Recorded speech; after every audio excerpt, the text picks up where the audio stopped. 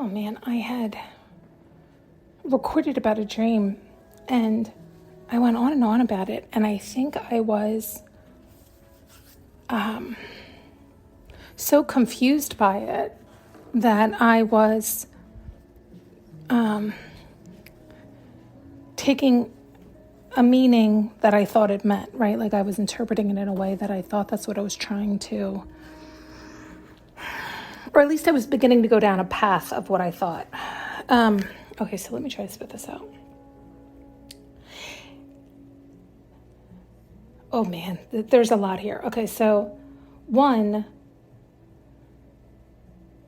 you know how people will often call other people what they really are, right? Like I knew somebody once who had referenced a good friend of his as an opportunist, when really he's an opportunist. And the truth is, most of us are, until we recognize, oh, we too are doing that to get. And so it's like the pot calling the kettle black, you know? And, oh God, so part of this dream, I'm probably not even going to put that recording out, but,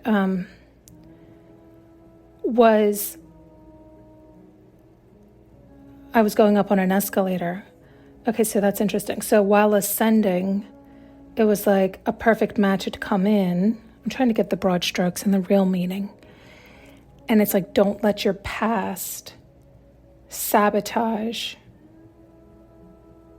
your now or your future. It's like your new beginning.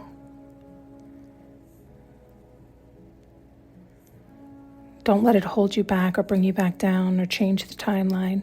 Right? So like an opportunist, like sniffs out when things are getting good and they always strike and then you get delayed once more. So it's like you haven't learned that lesson yet. And so keeping all that in mind, I knew it was like something, this is why I think I misinterpreted before or I didn't fully interpret it before. That was the problem. I couldn't understand. But I was going down a wrong path of thinking. And this was the problem, where we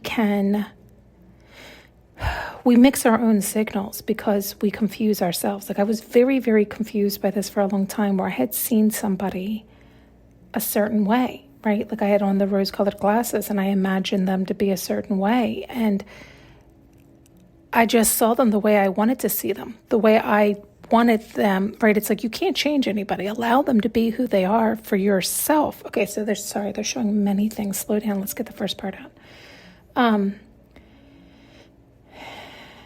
And so that knot, that braid, that tanglement, that confusion, that delusion, that twist has been a long-standing twist with this one person, where he has shown me clearly who he is as an opportunist. He comes and goes as he pleases. He does as he pleases. He serves himself, but in the negative context, right? Not from his highest and best. So in turn, the highest and best from all. No, from his south node, from his highest and best for himself. Fuck everybody else, right? From a negative, selfish standpoint.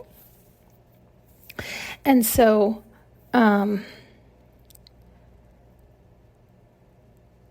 I've seen that time and again, and yet it's like, I don't want to believe it. It's like, well, what's it going to take for you to believe someone is who they're showing you they are time and again?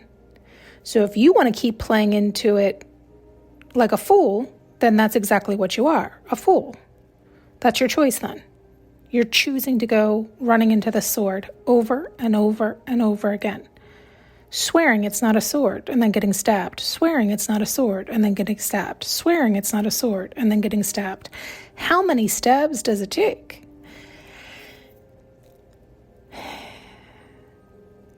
And so it was like this, it's like a contradictory belief, where it's not even contradictory. It's like, this is what you're being shown. Yet you swear and desire and want to believe with all your heart it's this. Who are you hurting? You. Knock it off.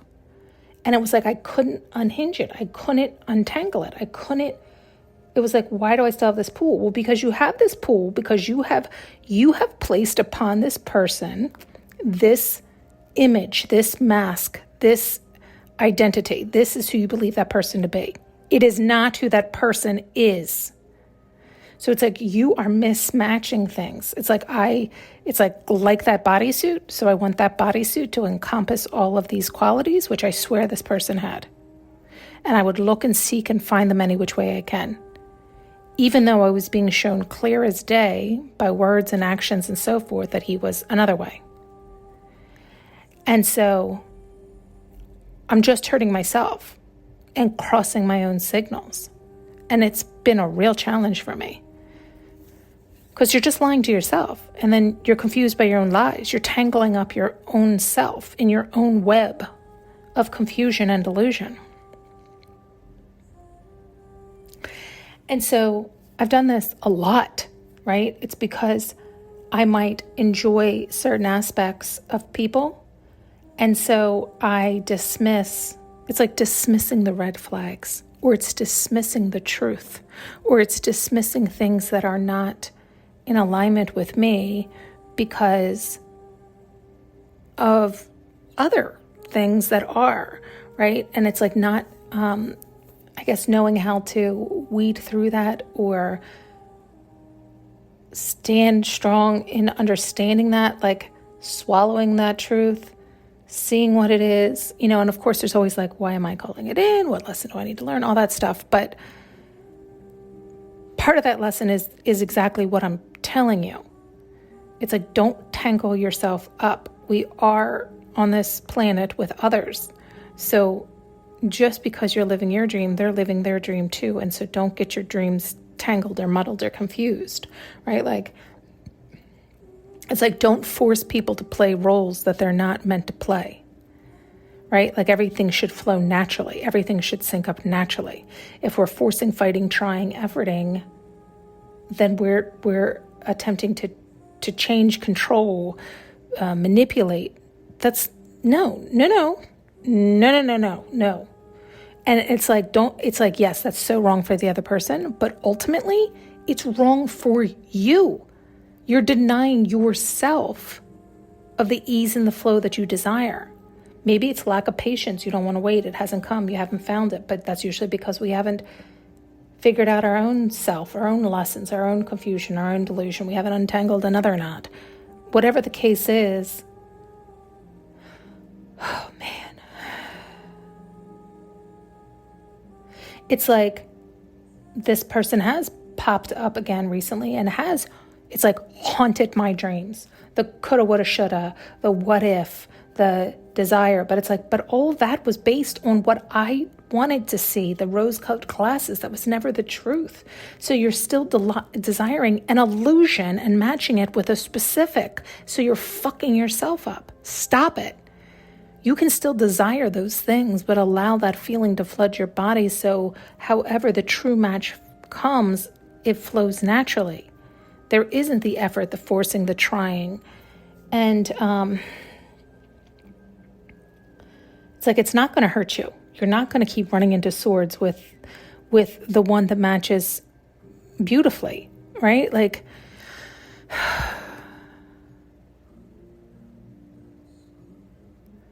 so there's still more here. So it's like, so yet again, it's like I'm getting tested again in the same spot, and I keep delaying my own progress because it's like I keep tripping on the same wire. And it's like, it is always a hope and a wish and a prayer, right? It's almost like that illusion.